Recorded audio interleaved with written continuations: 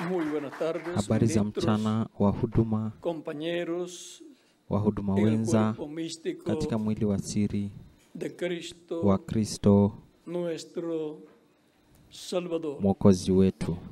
Es para mí una Kwangu bendición ni baraka y privilegio grande na upendeleo mkuu estar con ustedes kuwa pamoja en nanyi esta ocasión katika para wakati huu compartir con ustedes ili kushiriki pamoja momentos nanyi de nyakati za compañerismo ushirika alrededor kuhusu de la palabra de Dios neno la Mungu y su programa na correspondiente mpangilio wake a este unaoambatana tiempo final. na Para lo wakati cual huu wa mwisho, ambayo kwa hiyo leemos tutasoma en Segunda de Pedro katika waraka wa pili wa capítulo Petro 1, mlango wa kwanza verso 15 en mstari wa adelante, 15 na kuendelea, donde dice, ambapo inasema, también yo procuraré walakini con diligencia que nitajitahidi después de mi kwamba kila partida wakati baada ya kufariki vosotros kwangu mpate podáis en kuyakumbuka todo momento tener memoria de estas mambo cosas, haya nyakati porque zote. no os hemos Maana dado a conocer el hatukufuata poder y la venida de hadithi nuestro Señor zilizotungwa kwa Jesucristo werevu siguiendo tulipowajulisha nyinyi artificiosas, nguvu zake sino Bwana wetu como Yesu Kristo na viendo kuja visto kwake, con bali nuestros tulikuwa propios tumeuona ojos wenyewe ukuu su wake majestad. na macho yetu yenyewe. Pues cuando él recibió de Dios Padre Maana honra y gloria, alipata kwa Mungu le Baba fue heshima na enviada utukufu, desde la hapo magnífica gloria una voz que alipoletewa decía, sauti iliyotoka katika utukufu este es mkuu, mi hijo huyu ni amado, mwanangu en el mpendwa cual wangu, tengo complacencia. ninayependezwa naye. Y nosotros oímos Na sauti esta hiyo voz sisi tulisikia enviada ikitoka del mbinguni cielo, tulipokuwa cuando pamoja naye estábamos con él en el katika monte santo. mlima ule mtakatifu. Tenemos también Nasi la tuna palabra lile neno la profética unabii más segura, lililo imara a la zaidi, cual hacéis bien ambalo en estar mkiliangalia atentos, kama como taa ahora ing'aayo antorcha mahali que penye alumbra giza, el lugar mwafanya oscuro, vyema, hasta que el día mpaka esclarezca y el lucero kutakapopambazuka de la mañana na nyota salga asubuhi en kuzuka nuestros mioyoni corazones. mwenu.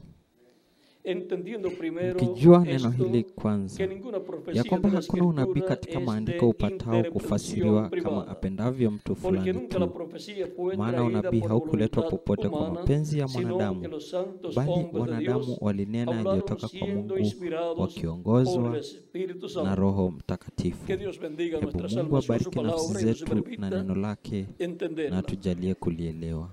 Ministros atentos, Wachungaji trabajando makini en y con wakifanya la kazi katika profecía na viva. pamoja na Pueden unabii tomar ulio asiento si hai. tienen la bondad. Mweza kuketi tafadhali. A través de la historia de la raza humana, Katika historia yote ya jamii ya wanadamu que podemos ambayo verla, esa historia aquí en la Biblia, tunaweza kuona historia hiyo hapa kwenye Biblia, encontramos tunapata que Dios ya kwamba le Mungu ha hablado al ser humano amenenea en wanadamu diferentes tiempos. katika nyakati mbalimbali. Le ha dicho de antemano Amemwambia las kimbele cosas que han mambo de suceder. ambayo yatatokea. Le ha mostrado a través de las profecías las Amemwonyesha cosas que Dios ama va a hacer ameonyesha kupitia y maandiko también yale ambayo Mungu las cosas anaenda que el kufanya pueblo haría, na pia yale ambayo sean watu buenas wangefanya, o sean malas. yawe mema au mabaya. En diferentes pasajes de la Biblia Katika vifungu mbalimbali nos vya muestra Biblia vinatuonyesha que ya kwamba Dios de Mungu antemano mbeleni dijo las cosas alisema mambo que iban a suceder. ambayo yangetukia. Y ahora, Na sasa ¿cómo es que Dios ha hablado al ser Mungu humano? ameneneaje wanadamu? Ya hemos visto que Na es a tumeona ya través de kwamba ni los kupitia profetas. manabii. ¿Y cómo le ha hablado Na a esos profetas? ameneneaje hawa manabii? ¿Y cómo es que a través de esos profetas ha hablado? Na amenena kwa njia O sea, gani la kupitia parte de hao la manabii? mecánica, ¿cómo es? Yani inamaanisha ile Eso sí. utaratibu imekuwaje? Estos profetas Ni rahisi. han dicho así, dice Manabii el hawa Señor. wamesema hivi, O asema sea que Bwana. no eran ellos de sí mismos, Kwa maneno mengine, los que haikuwa estaban wao hablando. waliosema Era wenyewe, Dios. ilikuwa ni Mungu. A través de ellos akizungumza Dice kupitia wao. Zacarías Zakaria capítulo 7, verso 11 en adelante, donde dice, mlango pero wa no 7 quisieron escuchar, antes volvieron la espalda mstari wa y taparon 11 sus inasema, oídos para no oír, lakini hao walikataa y pusieron kusikiliza, su wakageuza corazón bega como lao, diamante wakaziba masikio para no yao ili oír la wasikie. ley ni las Naam, walifanya palabras que mioyo yao Jehová de kuwa los ejércitos kama jiwe ngumu, wasija enviaba por wakaisikia su espíritu, sheria na maneno ya por Bwana wa medio majeshi de los aliyowatuma profetas kwa roho primeros. yake kwa mkono wa manabii wa Vino, kwanza. por tanto, gran enojo de parte de Jehová Kwa de los sababu hiyo ghadhabu kuu ejércitos. ikatoka Y kwa ahora Bwana wa majeshi. nos muestra aquí Na sasa hapa inatuonyesha que Dios ya kwamba Mungu enviaba su palabra alituma a neno su lake pueblo. kwa watu wake. ¿Cómo? Kwa njia Dice gani? Inasema que Dios enviaba su palabra alituma neno lake, por medio, Mungu alituma neno su lake espíritu. kupitia kwa roho yake. o sea, Yaani ya kwamba Dios el Padre, Mungu Baba por medio del ángel del kupitia pacto, kwa malaika wa agano, el cuerpo angelical de Dios, mwili que wa es kimalaika Cristo wa en Mungu su ambaye ni cuerpo Kristo angelical, katika mwili wake wa el verbo kimalaika, neno que se hizo carne más naye adelante, akafanyika mwili el verbo que era mbeleni con Dios y zaidi, era neno Dios, ambaye alikuwa na Mungu na ambaye alikuwa y ni creó Mungu todas las na cosas. aliumba vitu Vean, vyote. todas las Tazameni, cosas por él vitu vyote fueron hechas. viliumbwa na yeye, Aún hata el hablar, kunena, porque todas las cosas kwa kuwa vitu fueron vyote hechas por la viliumbwa palabra kwa neno creadora la siendo uumbaji hablada. Y esa likinenwa, palabra na neno la habló hilo Dios Mungu alinena a través del kupitia verbo kwa del neno ángel del pacto, malaika wa agano que es el ambaye cuerpo ni angelical mwili wa de Dios, kimalaika wa el cual es Mungu Cristo. ambaye ni En Kristo su cuerpo katika mwili angelical wake wa llamado kimalaika el ángel unaoitwa del pacto, malaika y wa el cual agano, es na nada ambayo menos ni sio mwingine el Espíritu bali Santo, porque un espíritu Roho, es un bali ni cuerpo Roho de Mtakatifu, otra kwa kuwa dimensión. roho ni mwili kutoka kiwango Este kingine, ángel na malaika huyu de Dios wa Mungu es un espíritu, ni un roho, cuerpo de otra mwili wa dimensión. kiwango kingine. Es la imagen Ni sura del ya Dios Mungu, viviente. ya Mungu Por aliye eso la hai. escritura Ndiposa maandiko en Hebreos capítulo katika Waebrania 1 mlango wa kwanza nos habla de esto mismo inatunenea kuhusu jambo hilo hilo, y nos dice na inatuambia, San Pablo de la siguiente manera, el Paulo cual anatuambia es kwa un njia hii, conocedor muy grande ambaye ni de mjuzi este misterio divino. mkuu wa Dios, siri hii ya Hebreos kiungu. capítulo 1 verso 1 al 3 Waebrania dice, mlango wa kwanza mstari wa kwanza hadi wa Dios, tatu habiendo inasema, hablado muchas Mungu ambaye veces y de alisema muchas zamani maneras na en baba otro zetu tiempo los katika padres manabii kwa por sehemu los nyingi profetas, na kwa njia en estos nyingi, postreros días nos ha hablado por mwisho wa el siku Hijo, hizi a amesema quien na constituyó sisi katika heredero de mwana todo aliyemweka y kwa por quien mrithi asimismo wa yote, hizo tena kwa yeye el universo. aliufanya ulimwengu. Dios hizo el universo por Mungu medio aliumba de Cristo, ulimwengu kupitia kwake Kristo, el cual siendo el resplandor de yeye su kwa kuwa ni gloria mng'ao wa utukufu y la wake imagen misma na de su chapa ya nafsi sustancia. yake. ¿Quién es la imagen misma de la sustancia Chapa de Dios? ya nafsi ya Mungu ni nani? Cristo. Kristo, En su cuerpo katika mwili angelical. wake wa kimalaika. Esa es la imagen de Dios. Ni Recuerden que Dios, mfano wa cuando fue Mungu. a crear al Kumbukeni ya hombre, kwamba dijo, Mungu alipotaka hagamos kumuumba al hombre mwanadamu alisema, na conforme tumuumbe mwanadamu a nuestra kulingana imagen y na semejanza. sura yetu na mfano yetu, Conforme a su imagen es cuerpo angelical. kulingana Y na conforme sura a su yake ni semejanza mwili wake wa física es cuerpo kimalaika, físico, na kulingana na el mfano cual wake más wa adelante kihalisi ni mwili wake wa Dios tendría, kihalisi, el cual creó en ambayo el vientre de mbeleni, María, y el hapo cual mbele nació en Belén Mungu de Judea. angeumba Ese cuerpo katika físico tumbo la es uzazi la Mariamu la wa semejanza Bethlehemu física wa Yudea. Ni de sura ya Dios, kimwili ya de carne, Mungu ya tangible, nyama, inaweza kuguzika y ya está na glorificado. tayari ametukuzwa, Y por consiguiente, na hivyo basi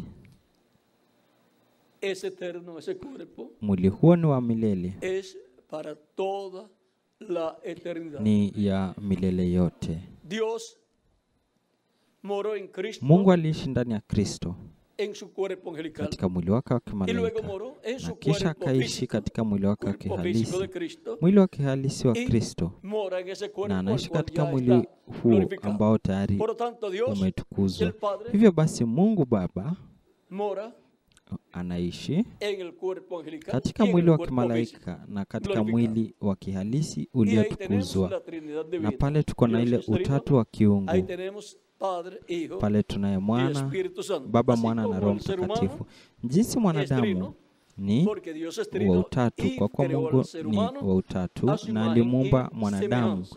katika sura yake na mfano yake. Ahora, Na sasa ¿qué es lo más grande? ni nini iliyo En la kuu Trinidad zaidi katika ile divina y en utatu la ya Trinidad kiungu humana? na utatu ya kibinadamu? En la Trinidad divina, Katika el Padre. utatu wa ¿Y quién lo dice? kiungu ni Baba. Cristo dijo, el Padre Na alisema nini? mayor que yo. Baba Si él lo Kristo dijo, alisema así Baba ni es. mkuu Y en kuniliko, el ser humano, na el alma analosema ni es hivyo, lo más grande, na porque anayosema eso es lo ni ya que en kwamba realidad nafsi ndio es muhimu, la persona. Alma kwa kihalisi viviente. hiyo ndiyo mtu, Luego, nafsi iliyo el hai, espíritu de la kisha persona roho es un ambayo ni cuerpo de mwili otra wa dimensión, kutoka kiwango y kingine, el cuerpo na físico mwili wa es de esta kihalisi dimensión. wa kiwango Y hiki, más adelante, na pues vamos a mbeleni tener uno tutakuwa na eterno, uno ingine ya glorificado. milele iliyotukuzwa. Y ahora, Na sasa por eso es que podemos ver ndiposa que la tunaweza Escritura kuona ya kwamba dice maandiko yanasema, que un niño nos es nacido, hijo nos es dado, kwa maana y el principado sobre su maana hombro. kwa ajili yetu Y mtoto se amezaliwa, llamará tumepewa su mtoto nombre mwanaume, na uwezo wa kifalme utakuwa begani mwake, Admirable, naye ataitwa jina consejero, lake Mshauri wa Dios Ajabu, fuerte, Mungu Padre mwenye eterno, nguvu, Príncipe de paz. Baba wa milele, Isaías mfalme wa capítulo 9 amani. versos Hiyo ni 6 Isaya 9 al mlango wa 7, y 6 sigue hadi enumerando wa 7, todas las na cosas que él anaendelea hará. kuorodhesha mambo yote ambayo atafanya. También Isaías Pia capítulo 7 Isaya verso mlango wa 14 7 dice, mstari wa 14 inasema, la Virgen concebirá bikira y dará a atachukua luz mimba un hijo, na un kumzaa niño, mwana mtoto, y se llamará su nombre na jina lake Emmanuel, litaitwa que Emanueli, traducido es ambalo Dios likitafsiriwa ni con nosotros. Mungu pamoja nasi. Por eso Cristo podía Ndio maana decir, el Kristo Padre y angeweza yo, kusema mimi na Baba una cosa somos, tu moja, así como usted kama vile wewe y su na alma nafsi yako son una sola cosa. ni kitu kimoja. Y ahora Na sasa podemos ver por qué tunaweza kuona ni kwa nini cuando Kristo Cristo dice el Padre y yo anaposema una cosa somos, Baba na mimi tu moja, y también na pia la Escritura nos dice maandiko yanatuambia que Jesús ya es kwamba el Yesu Señor, ni Bwana, y Pablo na Paulo nos dice anatuambia en katika Primera de Timoteo capítulo waraka wa kwanza kwa 3, Timotheo mlango wa 3 verso 16, mstari wa e 16, indiscutiblemente na bila grande es el shaka misterio siri ya de la piedad. utauwa ni kuu. Dios fue Mungu manifestado en alidhihirishwa carne. katika mwili. Dios fue Mungu manifestado en carne. alidhihirishwa katika mwili, Y cada uno de nosotros, na kila mmoja como wetu almas vivientes, kama hemos nafsi sido zilizo también hai manifestados pia en carne humana, tumedhihirishwa katika en mwili wa cuerpos mortales, kibinadamu, y katika vamos a ser miili inayokufa, manifestados en na tutaenda kudhihirishwa cuerpos eternos katika muy mili pronto, ya milele hivi cuando seamos karibuni, transformados. wakati tutakapobadilishwa. También nos dice Pia Primera de San Juan capítulo 1, waraka hablando acerca ama Yohana mlango wa kwanza pia inasema, de Cristo, el ikinena verbo, kuhusu Kristo neno, dice, inasema en el principio hapo mwanzo verbo. kulikuwako verbo neno, naye era con neno Dios. alikuwako y el verbo kwa Mungu, naye era neno Dios. alikuwa Mungu. Este era en el principio con Dios. Huyo mwanzo ¿Y alikuwako kwa cómo puede Mungu. ser que el verbo Na era con inawezekanaje ya Dios kwamba neno alikuwa na y era Mungu Dios? Era con na Dios alikuwa porque Mungu? ese es el cuerpo angelical Kwa de kuwa Dios, huu ndio mwili wa la kimalaika imagen wa del Dios Mungu, viviente, sura ya Mungu O aliye sea, hai, yani el cuerpo angelical mwili wa kimalaika wa Kristo, o Cristo en su cuerpo ama angelical. Kristo katika mwili wake Y wa kimalaika. Era con Dios Na alikuwa pamoja na Mungu, y era Dios porque Dios na estaba alikuwa ni dentro Mungu kwa kuwa de él. Mungu alikuwa ndani Y yake, a través de él na habló a kupitia existencia kwake todas las alinena cosas. Por eso vitu dice, vyote todas viumbwe. las cosas por Ndiposa él fueron inasema hechas. mambo yote aliumbwa Y sin él, na yeye, na bila yeye Nada de lo que ha sido hecho. hakuna kilichofanyika ambacho O sea, todas las cosas que kilifanyika. Dios hizo, Yaani mambo yote ambayo Mungu las llevó a cabo alifanya, alitekeleza estando en su cuerpo angelical, akiwa katika mwili wake wa que kimalaika es Cristo, ambao ni Kristo, en el cuerpo angelical. katika mwili wake wa Dios en kimalaika. Cristo, Mungu katika neno ambaye ni Dios Kristo, en el verbo que es Cristo, en Mungu el cuerpo katika angelical, habló neno ambaye ni existencia, Kristo katika mwili wake wa todas las kimalaika cosas. alinena vitu vyote viwepo, Y no hay nada na que hakuna haya sido creado por Dios kilichoumbwa que no na haya Mungu sido a ambacho través hakikuwa de Cristo. kupitia kwake Kristo. Trajo existencia por la Alileta palabra kupitia kwa neno la creadora uumbaji siendo hablada, likinenwa todas vitu las vyote, cosas, toda la creación original. vitu vyote vya uumbaji wa asili. En él estaba la vida. Y la vida, Ndani yake ndimo era ulimokuwa luz de los uzima, hombres. nao ule uzima ulikuwa la luz nuru ya en las watu, tinieblas, nayo nuru resplandece. yang'aa gizani, y las tinieblas wala giza no prevalecieron contra él. halikuiweza. Dice, hubo un hombre enviado Inasema de Dios, palitokea el mtu cual se aliyetumwa llamaba kutoka Juan. kwa Mungu, jina lake Este Yohana. vino por testimonio Huyo alikuja para kwa que diese ushuhuda testimonio ili de la luz, aishuhudie ile nuru, a fin de que todos wote creyesen por wapate él. kumwamini, No kuamini era kwa la luz. yeye. O sea, Hakuwa ile Juan el nuru, Bautista yaani no Yohana era la luz. Mbatizaji hakuwa nuru, no era el verbo, hakuwa neno, sino para que diese testimonio bali de la alikuja luz. ili aishuhudie ile Aquella nuru. luz verdadera Kulikuwako que nuru alumbra a todo halisi hombre amtiaye nuru venía kila a mtu, este mundo. ¿Y cómo akija venía katika este ulimwengu. mundo? Na alikuja El verbo. ulimwenguni ¿Cómo kwa njia venía este gani? mundo? Huyu neno alikuja kwa njia Venía gani En ulimwenguni? carne, Alikuja humana, katika mwili wa al crear un mwanadamu cuerpo kwa kuumba en el mwili vientre katika de tumbo la María. uzazi la Mariamu. creó ahí la Pale aliumba célula de vida, ile la cual se chembe ya multiplicó uhai célula sobre célula iliyozidishwa hasta que se chembe formó ese juu ya cuerpecito que chembe nació en Belén de hadi mwili Judea huo y mdogo le fue puesto por nombre ukaumbwa, Jesús. uliozaliwa Bethlehemu ya Uyahudi na kuitwa Yesu. Al octavo día, Na ile conforme tahiriwa siku ya 8 a la kulingana ley na de sheria Dios dada a ya través del Mungu profeta Moisés, iliyotolewa kupitia porque kwa él nabii Musa, nació, kwa sababu alizaliwa, se crió, akalelewa. vivió como Kwa sababu judío. hiyo alizaliwa, akalelewa na kuishi kama Myahudi. En el mundo estaba, Alikuwako y el ulimwenguni, mundo por él fue hata hecho, kwa hiyo pero el ulimwengu mundo ulipata no kuwako, le wala conoció. ulimwengu haukumtambua. Tazamweni, ulimwengu uliumbwa kwa yeye, Y el kupitia verbo kwa es el ángel neno, del pacto. na neno ni malaika wa agano, Fue Dios a través de su ilikuwa ni ángel, el Mungu ángel del pacto. katika ama kupitia El malaika cual wake es ambaye ni Cristo. malaika wa agano ambaye Fue ni Dios a través Kristo. de Cristo Ilikuwa ni Mungu kupitia kwa Kristo que creó aliyeumba todas las cosas. vitu vyote. A lo suyo vino, o Alikuja sea, el pueblo kwake vino. Y los suyos kwa wale walio no, wake, yani le recibieron. Wayahudi, Waibrania, wala walio wake mas a todos los que le hawakumpokea, recibieron, bali a los wote que creen waliompokea en su aliwapa nombre, uwezo les dio potestad wa de ser kufanyika hechos hijos de Dios. wana wa Mungu, O sea, yani ya kwamba venir a formar parte de la iglesia del Señor walikuja Jesucristo kuwa ama kuja kuwa sehemu ya por kanisa la medio Bwana Yesu de creer Kristo en Cristo, ser kupitia bautizados en kwa algo en su kumwamini nombre, Kristo, y kubatizwa recibir su Espíritu kwa maji Santo y así katika nacer jina de lake nuevo, na nacer kupokea Roho Mtakatifu, en na el kwa njia reino hiyo de Dios kuzaliwa como mara ya un pili, hijo kuzaliwa katika o ufalme wa una hija Mungu de Dios. kama mwana au binti wa Mungu.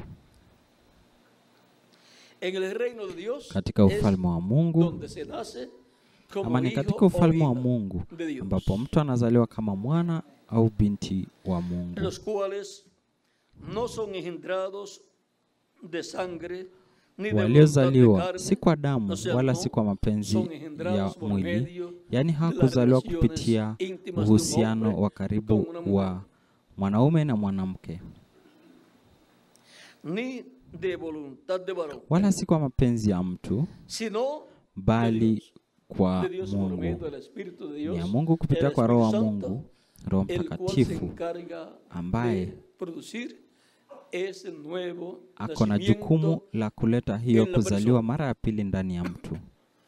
Y por cuanto el nuevo nacimiento es del cielo, Na kwa vile kuzaliwa nombre mara ya pili ni kutoka de la mbinguni, persona, jina la como hijo de mtu, Dios, está escrito en jina el la cielo, mtu en huyo el kama libro mtoto wa de la Mungu vida del limeandikwa Cordero. mbinguni El katika nombre kitabu cha original, uzima cha mwanakondoo. porque Jina Dios, la antes de tener asili, hijos, ya kwa colocó kuwa los Mungu nombres kabla ya de los kupata hijos que iban a watoto tener, alikuwa los tayari colocó ameweka majina ya en watoto el wake libro de la atakaowapata, vida del Cordero. akaweka katika kitabu cha uzima cha mwanakondoo. Y aquel verbo fue hecho carne. Naye neno alifanyika mwili, El verbo, el ángel del neno pacto. malaika wa agano. Por eso, Ndio maana Malaika Gabrieli anamtokea Bikira Mariamu na kumnenea kwamba yeye ni mwanamke aliyebarikiwa na kwamba amepata neema kutoka kwa Mungu na kwamba atachukua mimba na kuzaa mtoto wa kiume na atamwita Yesu, na kwamba Mungu ataenda kumpea kiti cha Daudi, kiti cha enzi cha Daudi, na kwamba atatawala Israeli juu ya watu wake milele. Tazameni, alishangaa sana kwa sababu hapakuwa pamezaliwa mwana kwa mwanamke. Mwanamke hakuwa amezaa mwana isipokuwa ni kupitia kwa uhusiano wa karibu na mwanaume. Na sasa hii ni habari njema, lakini ilikuwa ni katika unabii, na lazima unabii huo ihuishwe, iletwe kuwa hai. Na malaika anamwambia, anapouliza, anamwambia itakuwaje kwa kuwa simjui mwanaume, yani alikuwa bado hajakuwa na uhusiano wa karibu na mwanaume. Malaika anamwambia ya kwamba Roho Mtakatifu atakuja y así será como ella va a concebir. Malaika anamwambia kwamba Roho Mtakatifu atakuwa pamoja naye atachukua mimba. Inasema, respondiendo el ángel le dijo, eso está en el capítulo 1 de San Lucas. Luka mlango wa kwanza inasema, eso está del 30 al Luka mlango wa kwanza mstari wa 36 del 30 al 38 ama 30 hadi 38. Respondiendo el ángel, tuko hapa katika 35. Malaika akajibu akamwambia, Roho Mtakatifu atakujilia juu yako na nguvu zake aliye juu zitakufunika kama kivuli. Kwa sababu hiyo, hicho kitakachozaliwa kitaitwa kitakatifu, mwana wa Mungu. Tena tazama, jamaa yako Elisabethi naye amechukua mimba ya mtoto wa mwanaume katika uzee wake, na mwezi huu ni wa 6 kwa yeye aliyeitwa tasa. Kwa kuwa hakuna neno lisilowezekana kwa Mungu. Na kama hakuna chochote kisichowezekana, basi Mungu anapoahidi jambo ambalo haliwezekani kwa wanadamu, Mungu atalitimiza, kwa kuwa kwake hakuna chochote kisichowezekana. Anapoahidi jambo ambalo haliwezekani kwa wanadamu, hiyo ni sawa, kwa hakuna mtu ambaye anaweza kutimiza. Ni Mungu tu ndiye ambaye anaweza kutimiza kile ambacho aliahidi kupitia kwa Mungu. Mwanadamu angezaje kutimiza ahadi hiyo kwamba bikira angechukua mimba? Ni Mungu pekee ndiye angeweza kutimiza jambo hilo.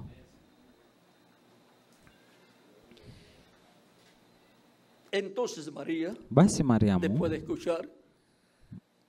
baada ya kusikia kile ambacho malaika alisema, ya kwamba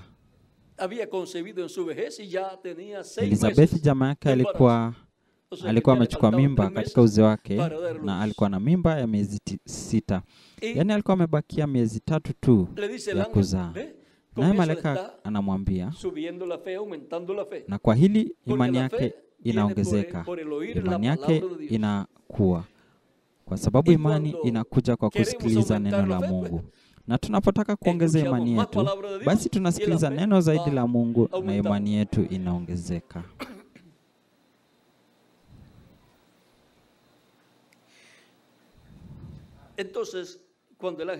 Kwa hiyo malaika anapomwambia, kwa maana hakuna kisichowezekana kwa Mungu, hapo ndipo imani ya Miriamu inatiwa nanga.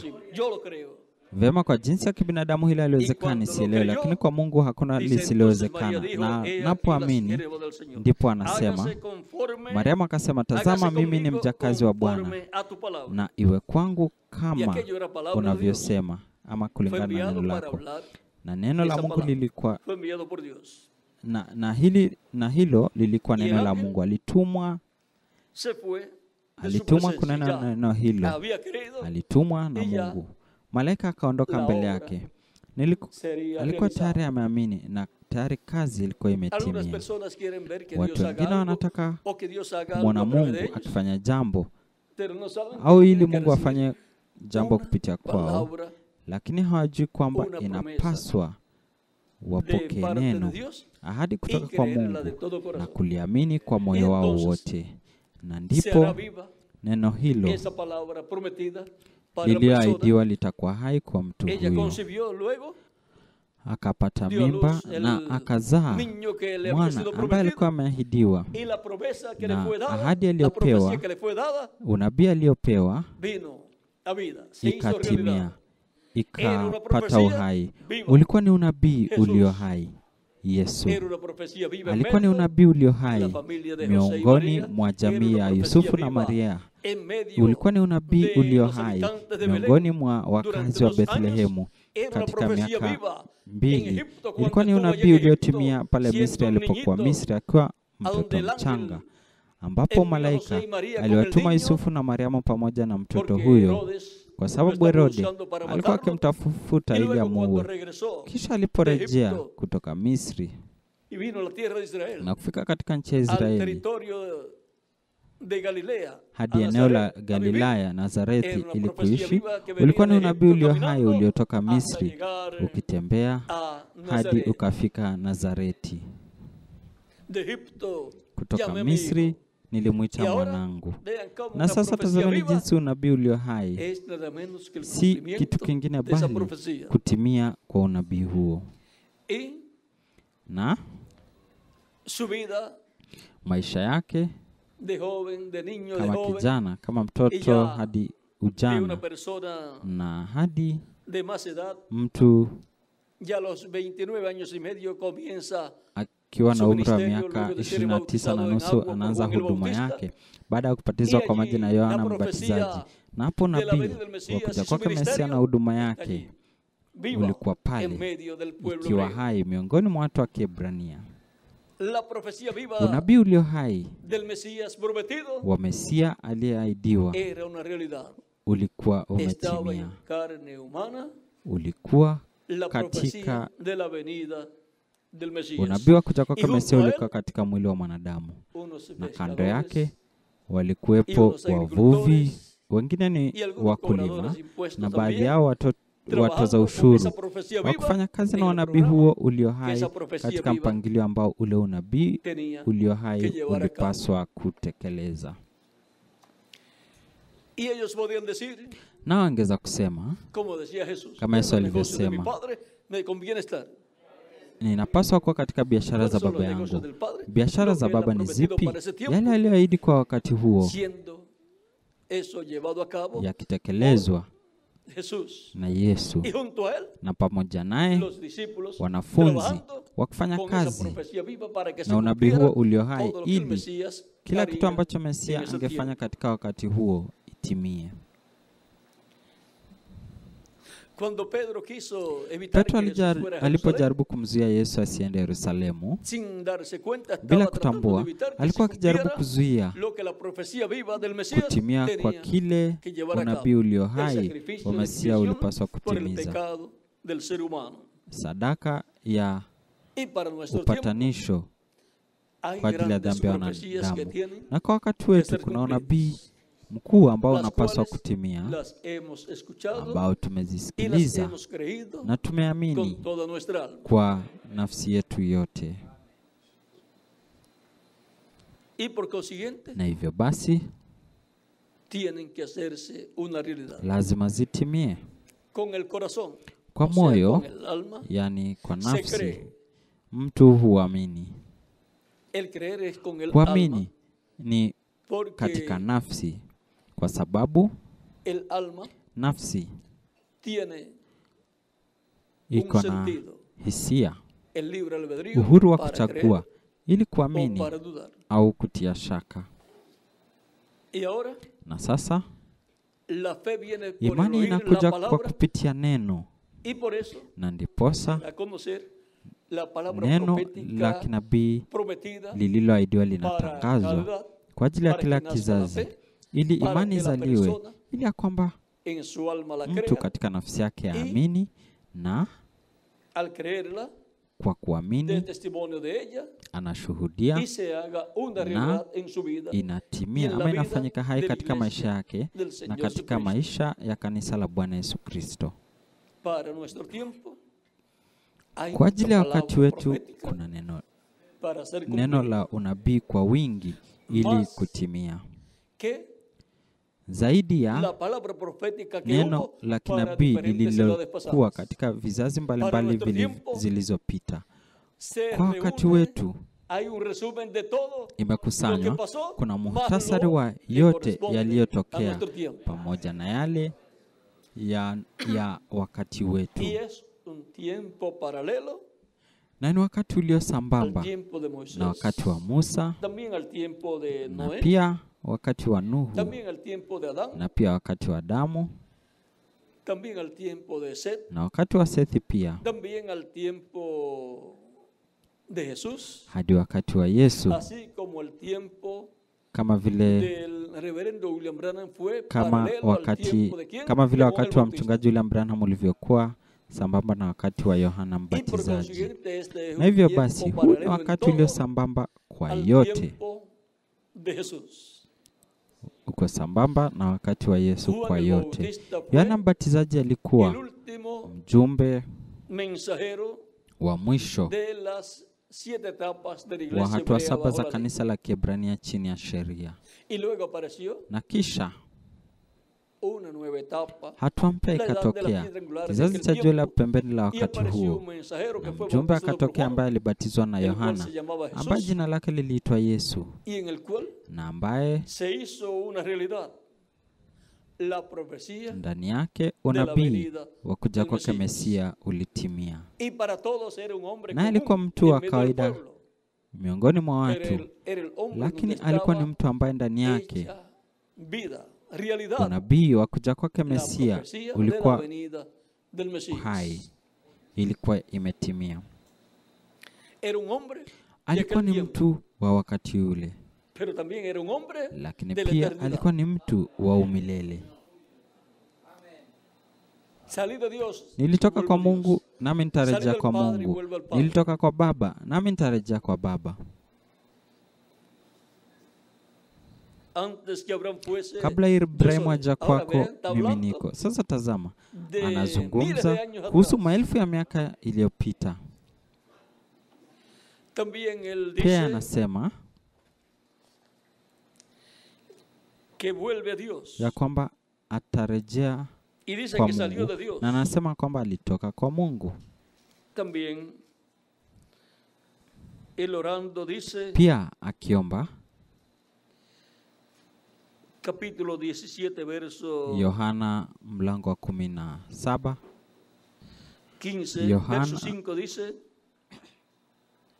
Yohana 17 mstari wa 5 inasema, na sasa Baba, unitukuze mimi pamoja nawe kwa utukufu ule niliokuwa nao pamoja nawe kabla ya ulimwengu kuwako. Na sasa tazameni, ananena kuhusu kabla ya kuumbwa kwa ulimwengu. Nitukuze kwa utukufu ule niliokuwa nao pamoja nawe kabla ya ulimwengu kwako. Ule utukufu niliokuwa pamoja nawe, ama ule utukufu niliokuwa nao pamoja nawe. Mtu wa milele anatokea duniani katika mwili unaokufa, basi akafanyika wa kufa kwa kupokea kwa Mungu kuweka dhambi juu yake, dhambi ya wanadamu wote. Alikuja kwa kusudi hilo, kuchukua dhambi ya jamii ya wanadamu na kuwa mtu wa kufa, na kwa njia hiyo kulipa gharama ya ukombozi wetu. Na sasa kwa wakati wetu pale, kwa wakati wetu kuna ahadi kubwa. Ni wakati ulio sambamba na wakati wa Yesu. Iko sambamba kwa kila kitu. Mchungaji William Branham anasema hivyo. Na ikiwa tunaweka huduma ya mchungaji William Branham, inatubidi tuseme iko sambamba na ya wakati wa Yohana Mbatizaji na Yesu. Miongoni mwa watu wa Kiebrania, Mungu alituma mtangulizi, na hivyo basi alipaswa kuwa ama kutoka kwa watu wa Kiebrania, na mtangulizi pia alipaswa pia kutoka pale kwa watu wa Kiebrania chini ya sheria. Kwa maneno yaliyowazi zaidi, ilibidi atoke kwenye dini ya Kiyahudi. Na sasa kwa ajili ya wakati huu wa mwisho, mtangulizi wa kuja kwake Bwana kwa ajili ya siku ya mwisho ni wa kutoka jamii ya Wakristo. Elia anatokea miongoni mwa jamii ya Kristo akitanguliza kuja kwake Bwana. Na sasa si tienen un libro de los sellos de lo que termina en la página 484, kama mko na kitabu cha mihuri ambayo inakamilika na ukurasa 484, unaweza kuniazima. Nitasoma kitu, labda haitabidi nieleze chochote. Ukurasa 57 wa toleo hili la mihuri nasema, kisha nikaona malaika mwingine mwenye nguvu akishuka kutoka mbinguni. Amezungukwa na wingu na upinde wa mvua juu ya kichwa chake. Sasa ukichunguza kwa makini utagundua kwamba mtu huyu ni Kristo, kwa sababu hata katika Agano la Kale aliitwa malaika wa agano. Na sasa anakuja moja kwa moja kwa Wayahudi kwa sababu kanisa limefika mwisho. Naam, sasa anasema anakuja moja kwa moja kwa nani? Kwa Wayahudi. Lakini wacha tuone. Na uso wake ulikuwa kama jua na miguu yake kama nguzo za moto. Je, mnakumbuka malaika wa Ufunuo mlango wa kwanza? Huyo ndiye yule. Malaika ni mjumbe, na ni mjumbe wa Israeli. Unaona?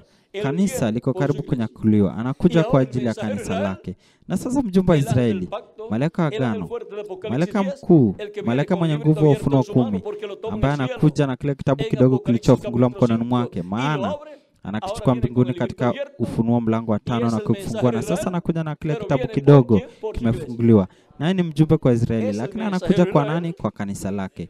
Yeye ni mjumbe kwa Israeli, lakini anakuja kwa ajili ya kanisa lake. Kwa hiyo kwanza atakuwa miongoni mwa kanisa lake, kwani tangu siku ya Pentekoste Kristo katika Roho Mtakatifu amekuwa miongoni mwa kanisa lake. Na sasa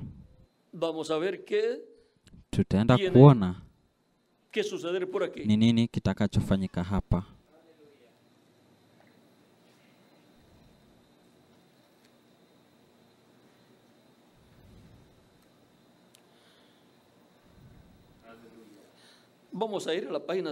Tutaenda kwenye ukurasa wa 120 na 121.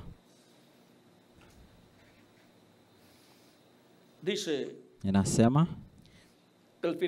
katika mwisho wa ukurasa wa 120, na kisha tuende kwenye ukurasa 121. Kisha nikaona malaika mwingine mwenye nguvu akishuka kutoka mbinguni na kuzungukwa na wingu na upindo wa mvua juu ya kichwa chake, na uso wake ulikuwa kama jua na miguu yake kama nguzo za moto. Sasa tumeona jambo lile ambaye ni Kristo, na tunajua kwamba Kristo kila wakati ni mjumbe kwa kanisa. Kwa maana amekuwa kwa kanisa lake tangu siku ya Pentekoste, kwa maana alisema nitakuwa pamoja nanyi siku zote hadi mwisho wa ulimwengu. Amekuwa katika mwili wake wa kimalaika. Anaitwa mwali wa moto au nguzo ya moto, malaika wa agano na hali kadhalika. Na alikuwa mkononi mwake, naye alikuwa na kitabu kidogo kilichofunguliwa mkononi mwake. Sasa kwa wakati huu mihuri ilikuwa tayari imefunguliwa. Tunaifungua sasa, lakini hapa tunaposoma tayari imefunguliwa. Yani utakapofika wakati huo ambapo kile kilicho katika mlango wa 5 kinatimia anapochukua kile kitabu. Kinapotimia mbinguni, basi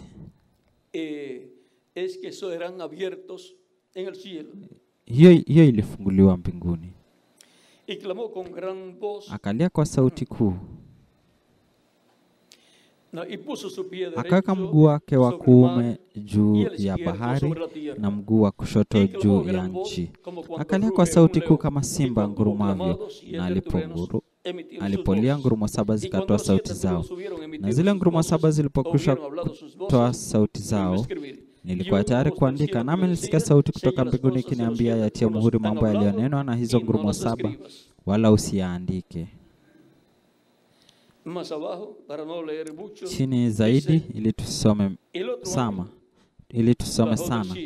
Yule malaika mwingine akashuka kutoka mbinguni. Yani yule malaika mwenye nguvu. Ufunuo 10:1. Basi tunajua kwamba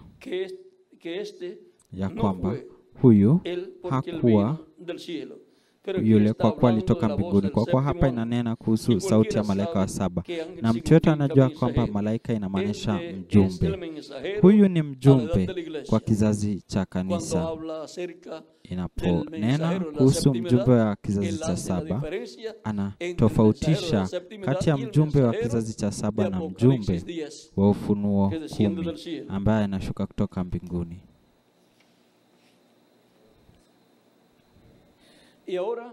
Na sasa vamos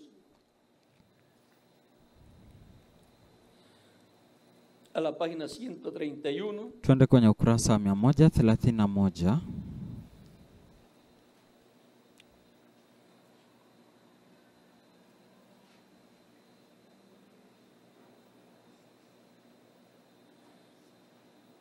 Este lo pueden leer ustedes. Hii mnaweza kuisoma baadaye. Luego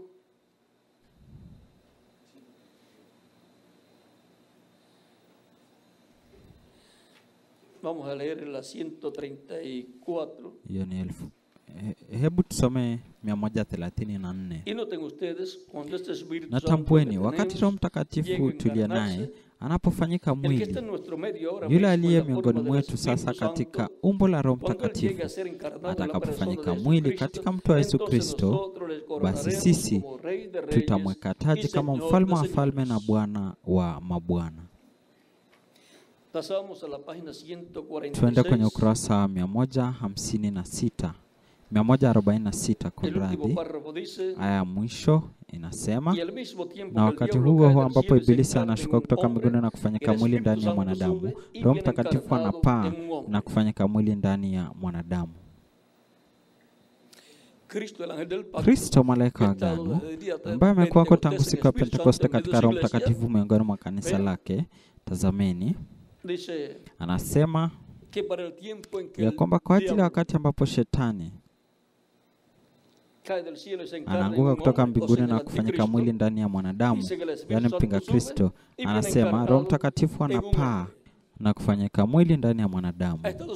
Amekuwa akipaa kutoka kizazi hadi kizazi, na lazima atapaa tena katika wakati wa mwisho kwenye kizazi kilicho sambamba na kizazi ambapo Yesu aliishi, ambaye ilikuwa ni kizazi cha jiwe la pembeni ya wakati huu. Na sasa tuangalie kwenye ukurasa wa 352.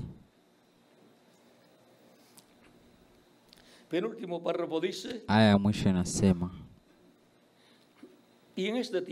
na katika wakati huu ambapo Roho Mtakatifu anajifunua mwenyewe siku za mwisho, mpinga Kristo pia anajidhihirisha mwenyewe kupitia mfumo wa kisiasa na mambo mengine. Na itakuwa katika wakati ambapo mpinga Kristo anakuja katika utimilifu wake, Mungu pia atakuja katika utimilifu wake ili kutukomboa. Kila wakati wanaenda sambamba. Unaona? Kaini na Abili, kunguru na tai, Yuda na Yesu. Yuda wa wakati wa mwisho ambaye atakuwa ni sambamba na yule, basi Yuda wa wakati wa mwisho atakuwa ni mpinga Kristo. Yohana Mbatizaji wa wakati wa mwisho atakuwa ama alikuwa mchungaji William Branham.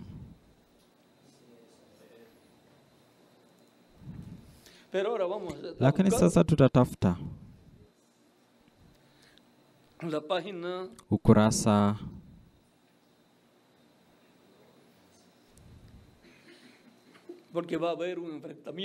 kwa sababu tutaona makabiliano. Ukurasa wa 270 na 271 kutoka kwa kitabu cha Mihuri ya Kihispania. Hapa tunaona uzima na mauti zikija kwenye mapambano ya mwisho. Farasi yule mweupe wa maisha ya kweli na farasi wa manjano na kanuni zilizochanganyika. Na changamoto hii ama mapambano itakuwa wapi? Juu ya mlima wa Sayuni. Hilo ndilo linalotufikisha huko kwenye ukurasa 186 na 100 ama hadi 190 kwenye kitabu cha Vizazi.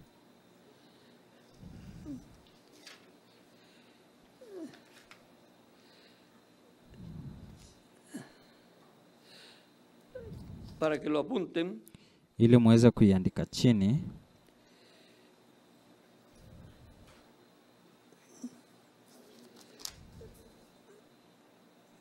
La 190 192 wa toleo hili. Kisha katika mvua ya masika kutakuja na pambano kama hiyo kwenye mlima Karmeli. Na chini zaidi inasema, hiyo ni ya kwanza, inasema chunguza vyema ama angalia vyema katika hilo ili uone neno. Yohana alikuwa mtangulizi wa Malaki mlango wa 3. Alipanda katika mvua ya masika na akakataliwa na madhehebu ya wakati wake. Yesu akaja na akawa na mapambano katika mlima wa kubadilishwa. Mtangulizi wa kuja kwa Kristo mara ya pili atapanda katika mvua ya vuli. Yesu atakuwa na mapambano miongoni mwa madhehebu na krede, kwa kuwa atakuja ili kuunga mkono neno lake na ili kuchukua biharusi wake katika unyakuzi. Mapambano ya kwanza yalikuwa katika mlima Karmeli, ya pili ilikuwa katika mlima wa kubadilishwa, na ya tatu itakuwa ni katika mlima wa Zayuni.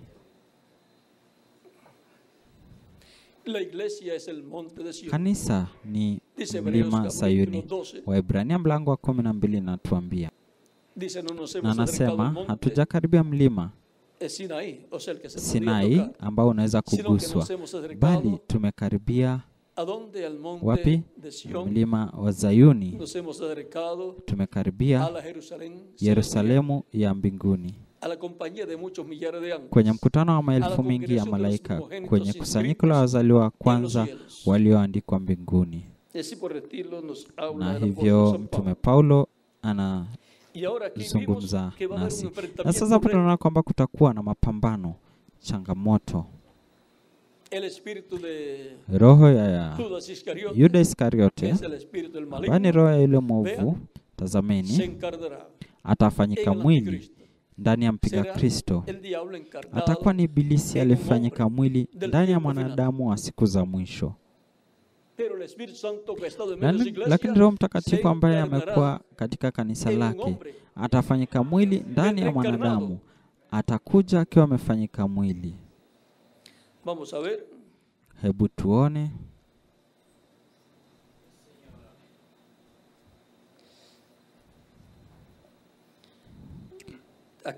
Hapa inasema, mimi kila wakati nasema, ikiwa Mungu alimtuma mtu, ataunga mkono kile anachosema. Ikiwa wewe ni balozi wa mbinguni, mbingu zote zitakuunga mkono. Mbingu yote ni neno. Sasa hebu tuone. tuliona kwamba kutakuwa na mapambano. Hiyo itakuwa ni katika mfinyo kwenye ukurasa wa 256. Inasema aya ya mwisho, lakini Bwana wetu atakapotokea duniani atakuja juu ya farasi mweupe kama theluji, na atakuwa Emanueli kabisa, neno la mwanadamu lililofanyika mwili ndani ya mwanadamu. Hiyo ndio tofauti kubwa kati ya hawa wawili. Hiyo ndio tofauti kati ya Kristo na mpinga Kristo. Na sasa hiyo ni unabii ya kutimizwa miongoni mwa kanisa la Bwana Yesu Kristo. Na kama hiyo ndio Mungu amesema kwamba atatekeleza, mimi nimeamini na nafsi yangu yote na moyo wangu wote. Hii ndio kile ambacho Elia alitanguliza katika dhihirisho lake la 4. Na hivyo basi hiyo ni kile ambacho Mungu atatimiza, na hiyo itakuwa ni unabii ulio hai miongoni mwa watu, ambayo kwa hiyo tutakuwa tunafanya kazi pamoja nao sisi sote. Ikiwa aliahidi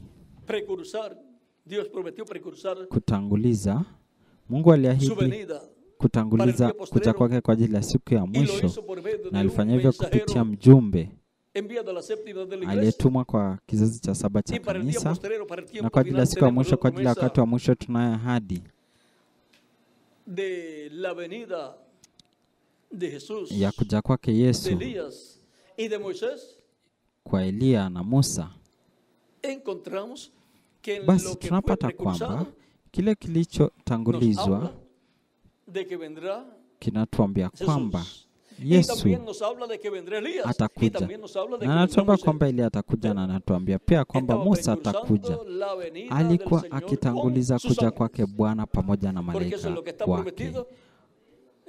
Kwa sababu hiyo, hilo ndilo lililoahidiwa katika neno la kinabii kutimia miongoni mwa kanisa la Bwana Yesu Kristo, na hivyo basi miongoni mwa jamii ya wanadamu. Ndio maana tunamwona mchungaji William Branham akizungumza juu ya Elia na pia juu ya Musa, na pia akizungumza juu ya watu wa Kiebrania. Ni kwa sababu ile mguso wa athari ya utimilifu wa unabii unaoambatana na wakati wa mwisho hautafikia wa Kristo tu, bali Wayahudi pia. Itaathiri wanadamu wote, na itaathiri bikira waliolala, yani wa Kristo ambao hawakupokea Roho Mtakatifu, na hivyo basi hawana vazi la harusi.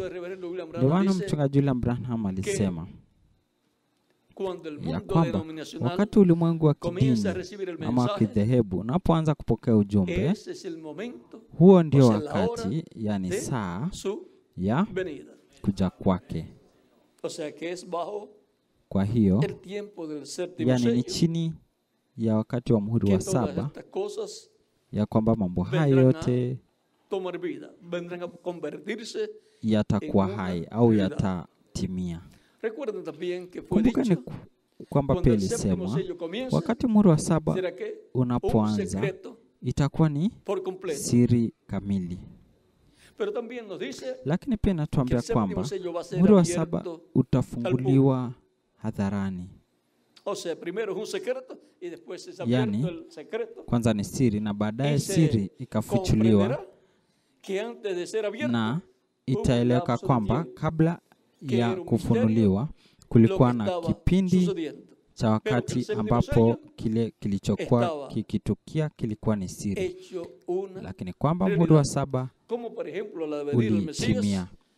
Kama kwa mfano kuja kwake Mesia alipoanza, alibatizwa na Yohana Mbatizaji akijazwa na Roho Mtakatifu, na alianza kuhubiri duniani, na tayari alikuwa na miaka karibu 30 akiwa duniani.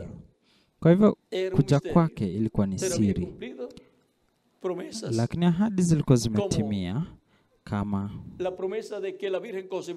ile ya kwamba bikira atachukua mimba na kuzaa mwana, na itakuwa katika Bethlehemu ya Uyahudi ambapo angezaliwa, na atakuwa ni mwana ama wa uzao wa mfalme Daudi. Lakini haya yote yalikuwa yakitimia, lakini bado yalikuwa ni siri, yalikuwa amefungwa, na ni wachache waliotambua kilichokuwa kikitokea. Na sasa tunayo ahadi ya kwamba muhuri wa 7 ni kuja kwake Bwana.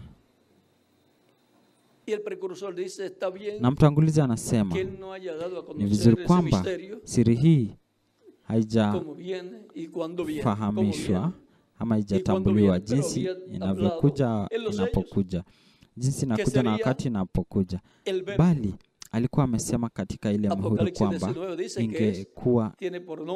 lingekuwa neno.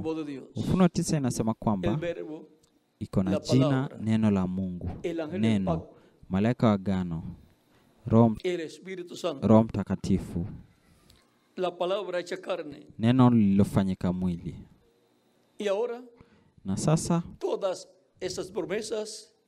ahadi hizo zote zitatimia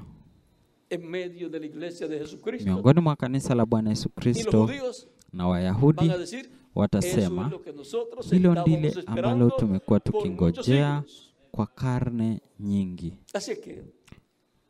Kwa hiyo unaweza kuacha tukimya, wao wataona.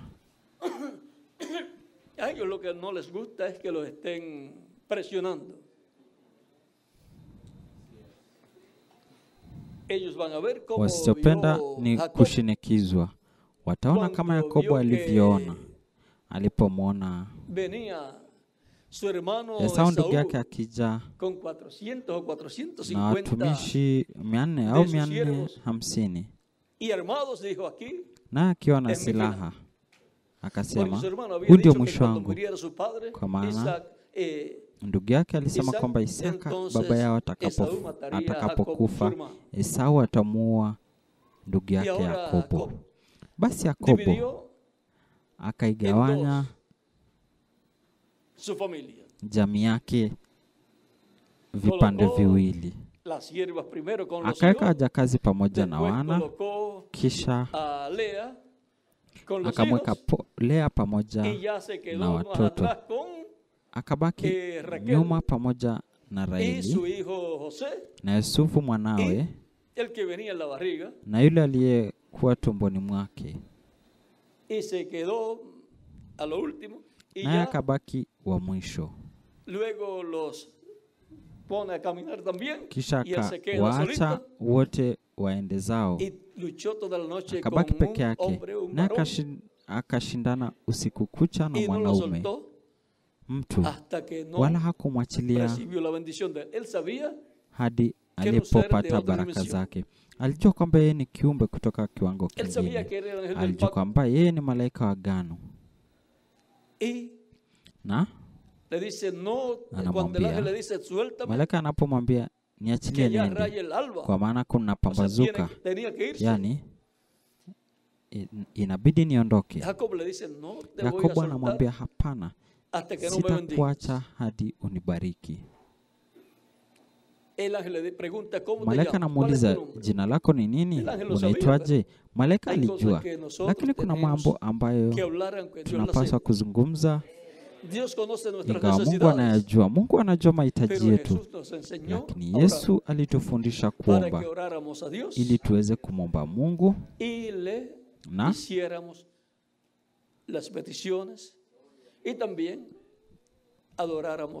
kufanya kumpa maombi yetu na pia kumwabudu na kumtukuza. Na sasa Yakobo hamwachi malaika, na malaika hana budi kuondoka. Kama na malaika anafaa kuondoka, anamuuliza jina lake, na Yakobo anajibu, jina langu ni Yakobo, yani yule mwongo. Malaika akamwambia, jina lako hutaitwa tena Yakobo bali Israeli, kwa maana umeshindana na Mungu na wanadamu, nawe umeshinda. Yakobo akamuuliza, jina lako nani? Tazameni, kila wakati mwanadamu wamekuwa na hamu siku zote ya kujua jina la Mungu. Na jina la Mungu liko ndani ya malaika. Kumbukeni ya kwamba Musa, jina lake lilikuwa ni nani? Kumbukeni ya kwamba Musa aliambiwa jina lake lilikuwa ni nani, kwa sababu Musa alimuuliza. Katika sura ya 23 na pia sura ya 3 ya Kutoka, alimwambia kwamba malaika ama jina lilikuwa ndani ya malaika wake. Ndio maana malaika alipozungumza na Musa na kusema mimi ni Mungu wa Ibrahimu, Isaka na Yakobo, yani alikuwa Mungu ndani ya malaika, ndani ya mwili huu wa malaika. Musa anamuuliza jina lake na anampea, Musa anamuuliza jina lake na anampea herufi YHWH. Hiyo ndio tafsiri inayotolewa kwa maneno yaliyotolewa katika Kiebrania, na kwa Kiingereza pia inaelezwa kwa njia fulani. Na katika baadhi ya maelezo au tafsiri inasema mimi niko, na pia kuna wengine wanaosema nitakuwa. Tutaacha hiyo hivyo. Ni siri pia, sio Mungu tu bali pia jina lake ni siri.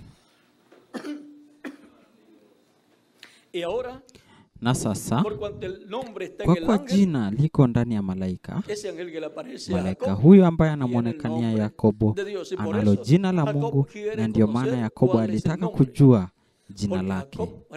Kwa kuwa Yakobo alijua ya kuwa alikuwa ni Mungu katika mwili wake wa kimalaika, na hiyo linathibitisha maneno ya Yakobo alipoweka jina la eneo lile. Alipea jina gani eneo lile? Penieli, ambayo inamaanisha uso wa Mungu. Anasema kwa maana nilimwona Mungu uso kwa uso na maisha yangu yakaokolewa. Unaona, alikuwa na maarifa ya kwamba Mungu alionekana katika mwili wake wa kimalaika, na kwamba malaika huyu alikuwa ni Mungu aliyevikwa katika mwili wa kimalaika. Alikuwa ni Mungu aliyefunikwa katika sura yake, mwili wake wa kimalaika. Kumbukeni, sura ni mwili wa kimalaika. Na hawa watakatifu wa Agano la Kale, hao baba wa imani, walikuwa na ufahamu huo. Katika matukio mengi, Mungu alitokea katika mfano ya malaika kwa Abrahimu. Alionekana kama Melkizedeki, na pia alitokea wakati ambapo wale malaika watatu wanaume walimtokea katika Mwanzo 17 na 18, kabla ya kuharibiwa kwa Sodoma na Gomora. Kwa ajili ya siku ya mwisho, tunayo ahadi ya wahusika watatu: Yesu, Musa na Elia. Yani hiyo ni sambamba, kwa sababu Kristo alisema kwamba jinsi ilivyokuwa katika siku za 8 za Lutu, ndivyo itakavyokuwa katika siku ambapo mwanadamu atadhihirishwa, atafunuliwa. Na ahadi ni kwamba mwanadamu atajidhihirisha, atafunuliwa, atakuja pamoja na malaika zake, jinsi Mungu alivyokuja pale kwa Ibrahimu. Na pia nasema kwamba itakuwa kama siku za Nuhu, ambapo palikuwa na nabii wa kipindi, ambapo ulimwengu wa kabla ya gharika ulikuwa umefika mwisho. Na kwa ajili ya wakati wa mwisho itakuwa imefika mwisho wa ufalme wa mataifa. Utakuwa umefika mwisho kwa ajili ya ufalme za ulimwengu huu, ili kutoa nafasi kwa ufalme wa Mesia. Na sasa tuko na ahadi ya kwamba kutakuwa na dhihirisho kamili ya Mungu miongoni mwa jamii ya Kristo, na ya kwamba dhihirisho hilo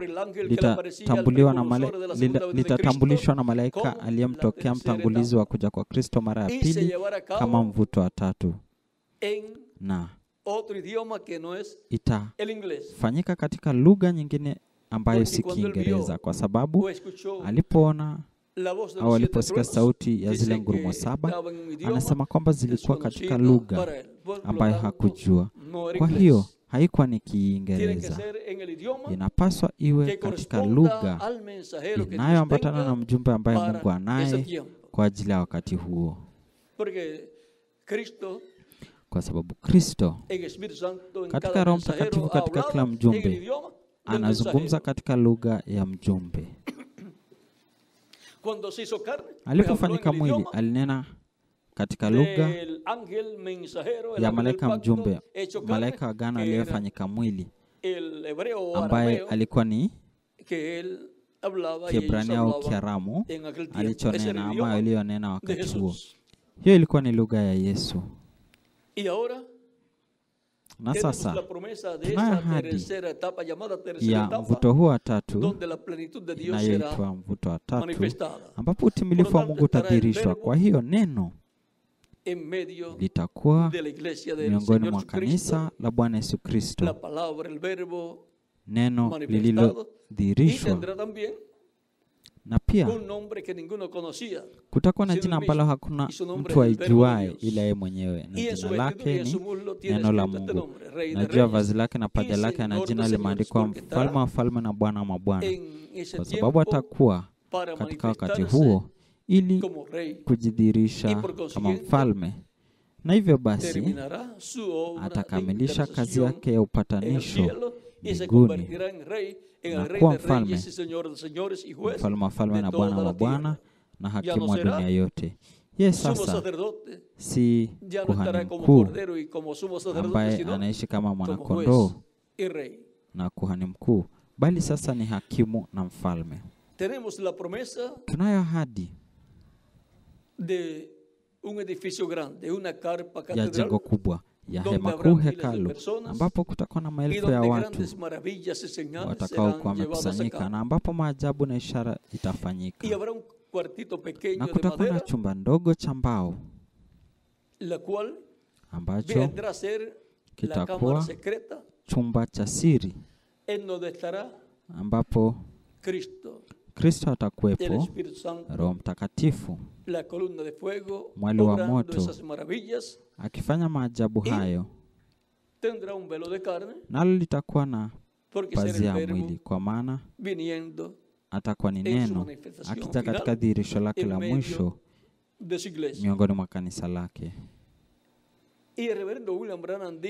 Na mchungaji William Branham alisema katika ukurasa wa 136 wa kitabu cha manukuu na pia kwenye kitabu cha mihuri, ya kwamba ishara na miujiza, ile miujiza mikuu ni kwa ajili ya Musa na Elia. Kwa hivyo kutakuwa na huduma za Musa na Elia na ya Yesu zikirudiwa tena. Roho Mtakatifu, Kristo, malaika wa agano akiendesha tena, kwa maana yule wa pekee aliye na huduma ni Roho Mtakatifu, na ni yule wa pekee ambaye ameendesha huduma. Na sasa mradi huu wa kiungu ya hema kuu, hekalu iliyo kubwa sana, ni mpangilio kwa ajili ya wakati wa mwisho, ambapo dhihirisho kamili la Mungu litadhihirishwa, na unabii unaoambatana na wakati huu wa mwisho utakuwa unatimia kwa ajili ya baraka ya kanisa bi harusi, kwa ajili ya jamii ya Kristo, na pia kwa ajili ya ulimwengu kuona dhihirisho hili, ambapo Mungu atatikisa ulimwengu huu, na Wayahudi pia wataona dhihirisho hilo. Mungu atautikisa ulimwengu huu katika dhihirisho lake la mwisho. Watajua kwamba Mungu yupo. Na wataona dhihirisho lake katika kutimia kwa unabii ulio hai wa hema kuu hekalu, ambapo nitakuwepo. Na nani mwingine? Nyinyi nyote mtakuwa mkishiriki baraka pia.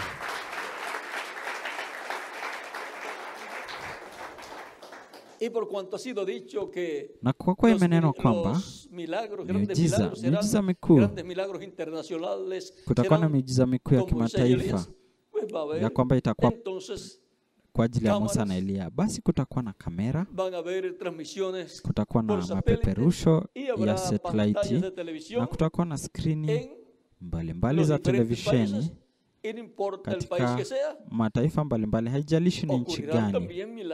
Miujiza pia itatokea katika nchi mbalimbali, ingawa dhihirisho la Mungu la Kristo itafanyika mahali pamoja, lakini hautakuwa na mipaka. Je, ye Kristo hakumwambia yule ofisa wa jeshi la Kirumi alipomwambia kuhusu mwanawe aliyekuwa mgonjwa, na yule ofisa wa Kirumi alimwambia, sema neno na mtumishi wangu atapona. Na kulingana na neno ambalo alisema, mtumishi wake alipona. Hakupata imani kubwa kama ile aliyopata katika mtu yule, ambapo aliona kwamba Yesu hakuwa na mapungufu, hapakuwa na umbali kwa Kristo. Haikumbidi kwenda na kuweka mkono wake juu ya wagonjwa, ni kwa kunena tu neno. Na ndivyo itakavyokuwa katika mvuto wa tatu katika kutumia kwa ono la hema. Itakuwa ni neno la uumbaji likinenwa. Hapo ndipo ilipo siri, na itakuwa ni dhihirisho la hadharani, ili kusiwe na uigaji. Itakuwa ni jambo la faraga, lakini itatikisa ulimwengu. Mahali fulani unabii huo ulio hai wa ono la hema unapaswa kutokea. Ono hilo lazima kutokea. Kwa hivyo tunafanya kazi bega kwa bega huko Puerto Rico katika mradi huo wa ukumbi huo mkubwa wa hema kuu hekalu, ambalo tayari imeagizwa kujengwa, na pia katika maeneo yaliyonunuliwa kwa ajili ya mazingira, kwa sababu hawezi kuweka hema kuu hekalu katika bustani ndogo ambayo inakaribiana na njia. Ikiwa ni jengo kubwa, basi lazima iwe na eneo kubwa, na lazima kuwe na maeneo ya kuegesha magari, ya watu kutembea, kwa sababu hawatakuwa ndani ya jengo hilo wakati wote, lakini wanapofika lazima watembee kwa miguu ili kufika kwenye jengo hilo. Na tunapofika na tunapokuwa na mapumziko ya chakula cha mchana, ni lazima waondoke kwenda nje kula na kununua vitu. Mimi nafanya kazi bega kwa bega na Puerto Rico, na shirika la Carpa la Puerto Rico kwenye mradi huo unaotekelezwa. Na ingawa sipo, lakini baada ya kusafiri wakati wote, bado ninafanya kazi nao kwa karibu kwenye mradi huo.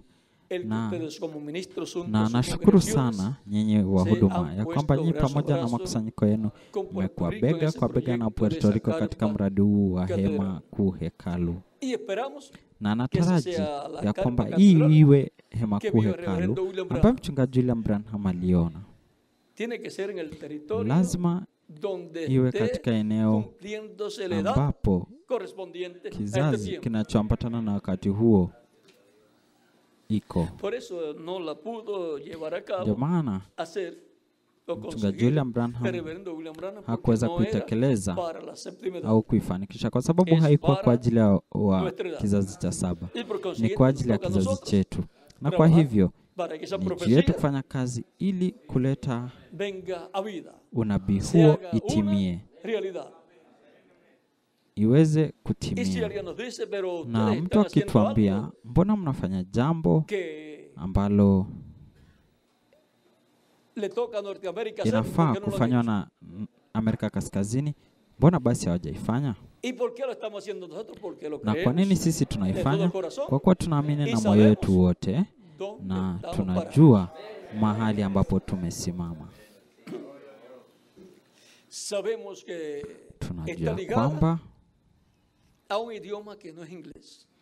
inaambatana na lugha ambayo si Kiingereza, na tunajua inalingana na ujumbe wa kipindi ulioahidiwa kwa ajili ya wakati huu wa mwisho, Injili ya ufalme, ikiwa imeunganishwa na Injili ya neema. Mambo haya yote tunayajua, na hivyo basi tunafanya kazi ili ya kwamba hivi karibuni itimie ono la hema kuu hekalu itimie. Na hiyo yote inaambatana na miujiza mikuu ambayo Mungu ameahidi kwa ajili ya wakati huu wa mwisho, na inaambatana ama inalingana na maandalizi kwa ajili ya kubadilishwa na unyakuzi.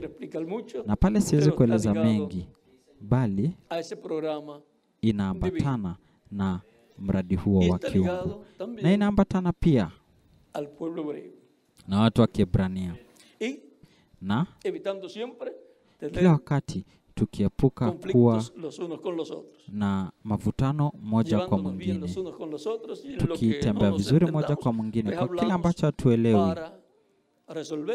tunajaribu kutatua ili kuona jinsi ya kufanya mambo kwa njia bora zaidi, bila kuweka moja dhidi ya mwingine, bali tukifanya kazi wote pamoja katika kazi ya Bwana, na kuona jinsi ilivyo bora zaidi kufanya mambo, na kujaribu kutumia vizuri ama kufanya kazi vizuri zaidi katika kazi ya Bwana, tukijua kwamba katika Bwana, tukijua kwamba katika kazi ya Bwana yote anatupea, na lazima tuwajibike kwa yote anayotupea. Kumbukeni katika wakati fulani ambapo alizidisha mikate na samaki, alisema, sasa kusanyeni yote yaliyobaki. Na ni kwa nini? Haikuwa kwa ajili ya kutumia, bali haikuwa kwa ajili ya kutupa, bali ya kutumia baadaye. Katika wakati fulani baada ya hayo, alipozungumza jambo fulani baada ya hayo, walionekana kuwa wamesahau kile walichokuwa wamekusanya. Jambo fulani lilitokea, nao walifikiri kwamba alikuwa akiwaambia mambo hayo kwa sababu hawakuwa wameleta chakula. Hiyo tutaiona baadaye, lakini kumbukeni, Kristo hapotezi. Yeye anatupa, lakini hapotezi. Anatumia kile kinachohitajika. Na hivyo ndivyo tunavyopaswa kuwa pia sisi. Usiwaze jinsi watu wengine wanavyosema, kile ambacho hakitugharimu tutafanya sherehe nayo. La, Kristo, kila kitu kilimgharimu sana Kristo.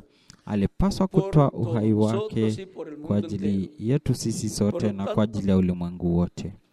Kwa hiyo kila kitu ni chake, na ni lazima tujue jinsi ya kutumia vitu ambavyo yeye anatupea kila wakati, kutumia vizuri, yani economize kwa kadri tuwezavyo.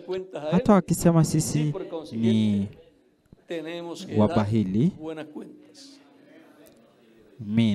inapaswa kutoa hesabu kwake, na kwa hiyo tunapaswa kutoa hesabu nzuri. Kwa hiyo hivi ni vidokezo vidogo ili tujue jinsi ya kutumia kwa ukamilifu kile anachotupatia. Sasa Mungu awabariki na walinde. Na sasa tutamwalika mchungaji Epifanio hapa ili aendelee. Hapa tunavyo vitabu viwili. Moja ni ya mihuri 7 na ile ingine ni ya vizazi 7.